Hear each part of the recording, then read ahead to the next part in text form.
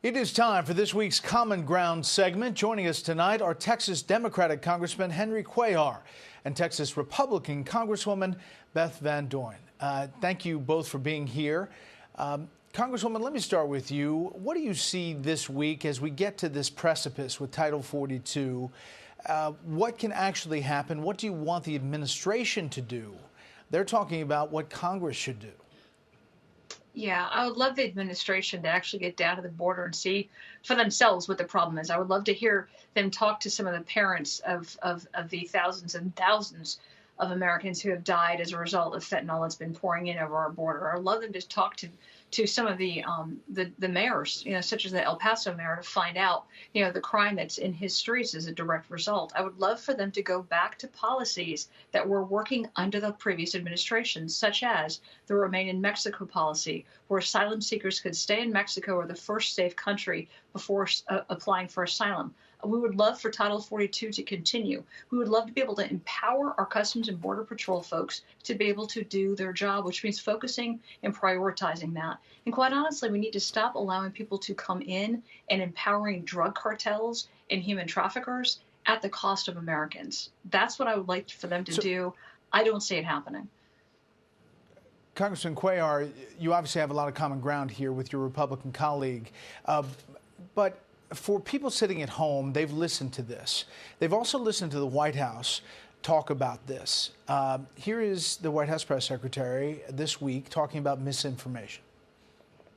One of the reasons that I want to be very clear that to folks that the border is not open and we will remove using Title 8 is because by not being very clear on that, we are doing the work of the smugglers who are going to put forth misinformation. So we want to be very clear on that piece.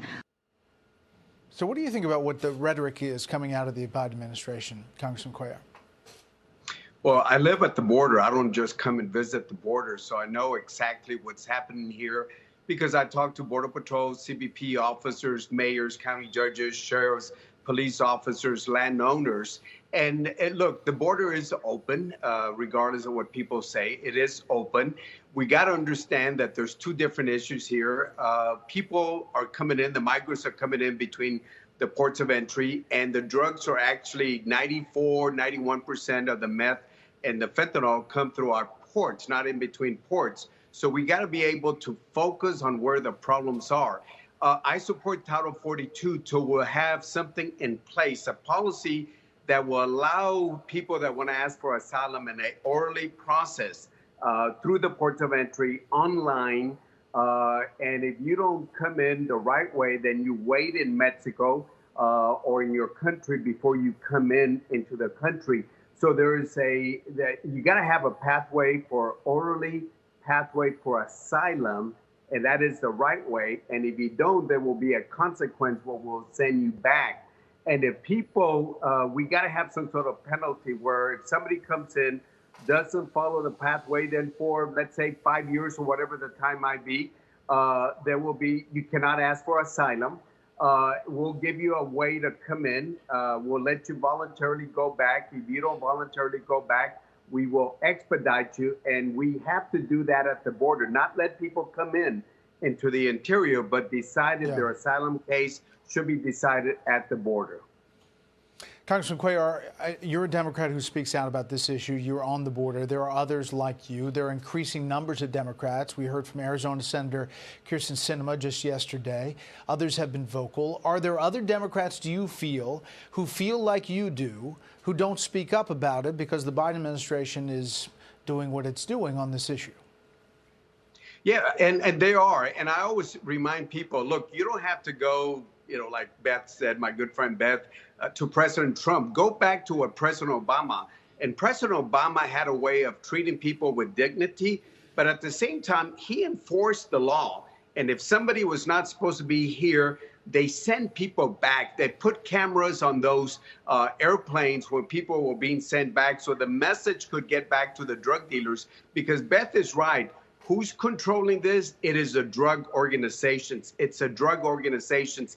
They make so much money on passing drugs through our ports of entry, but they also make billions of dollars every time they pass people across. So they're making money both ways. So we got to go after those drug dealers, those drug organizations, and that's the way to address it. Know where the problem is. Drugs are coming through our ports of entry. People are coming in through ports of, in between ports, and we got to be able to address that issue. Congresswoman, do you think that there is some common ground legislatively that Congress could do, short of this massive comprehensive immigration bill that is often talked about and has been very elusive over decades? Do you think that you could work with Congressman Cuellar and others to get something done in the new Congress? And look, I absolutely believe that. Henry lives down there. He talks to these people he knows. But unfortunately, Congressman Cuellar, good friend, is a voice in the wilderness amongst his party who is in complete denial.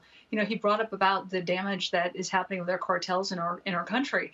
Unfortunately, the Biden administration is nothing more than a logistical transportation partner to the drug cartels, helping them, enabling them, empowering them to be able to bring people into this country illegally. And some of them, your own news organization reported on it in Oregon. Just recently, they found 800 illegal marijuana farms where they were bringing these people to basically act as slave labor to the point of gunpoint. Some of them are even dying because they're being worked to death.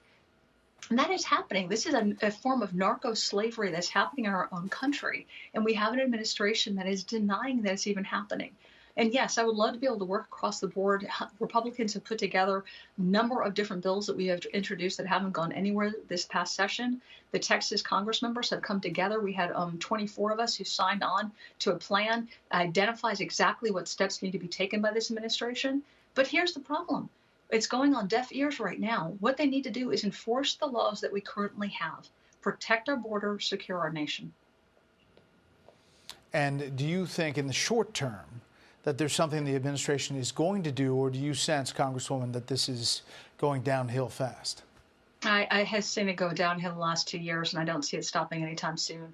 Even bipartisan support for Title 42 isn't enough to make this administration stop fighting it in court. I don't see it happening. And Congressman Cuellar, you agree with that? Optimistic. Well, again, I think after 2 years and seeing this disorder and chaos at the border, I would say that the administration is going to do something. I would say very, very soon. I'll leave it at that, where there will be a way that will be similar to things that we've seen in the past. And I'm not talking about Trump or Obama, but things that we've seen in the past. I think something was coming down. I'll just leave it at that. That will actually address the issues. If they implement it right, I think it's going to address the issues. And I think it's something that I can come and support if they do it the way I think they are going to be, the way they've been talking about. But I'll say this quickly. Yeah, but Congressman, you're talking about an executive action. You're talking about executive action or DHS or executive action? Yeah, DHS has to be given the authority and the leeway from the White House. The White House has certain people that just have a different philosophy, a different way of thinking. If they let the men and women, the Secretary at Homeland, do their work, I feel that they will be able to implement what I think will work. I really, truly feel that they will. And this is the first time I've said this in a long time in the last years. And I think they will be implementing something. If the White House just gives them the leeway to the professionals, the men and women to do the work, I think in the next couple of weeks or so, you're going to hear something that even I will be able to support.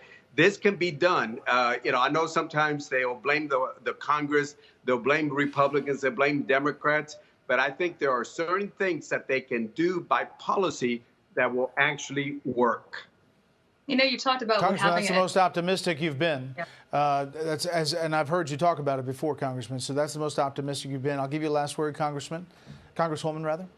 Yeah, no, I want to make sure that what is reflected in the omnibus is not that. We've just seen an omnibus, draft for $1.7 trillion and expressly prohibits dollars from being able to be used by Customs and Border Patrol at the border to be able to help. It's giving it to other organizations that are helping pass through, but it's doing nothing to protect or secure our border.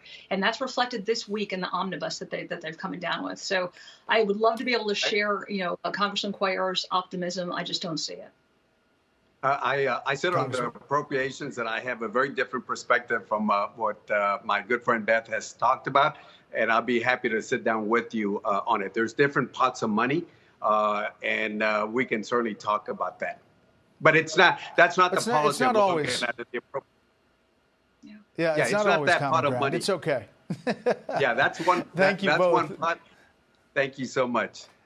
Thank you. Thank you both, and we'll be interested to follow, Congressman Cuellar, if you're right about some executive action that's coming down the pipe to deal with this. We appreciate you coming on Common Ground. Thank you, Bret, and thank you, Beth. Merry Christmas. Thank you, Henry. Merry Christmas.